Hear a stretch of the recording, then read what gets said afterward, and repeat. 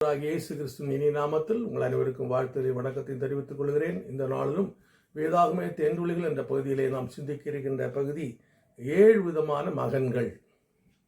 7 விதமான மகன்கள். முதலாவது புத்தியுள்ள மகன், நீதிமொழிகள் 10 அதிகாரம் 5 வசனம். இரண்டாவது ஞானமுள்ள மகன், நீதிமொழிகள் 10 அதிகாரம் 1 வசனம். மூன்றாவது ஆறுதலின் மகன், அப்போஸ்தலர் 4:36. நாலாவது கர்த்தரால் சிட்சிக்கப்படுகிற மகன், எபிரேயர் 12 அதிகாரம் வசனம் 5, 6.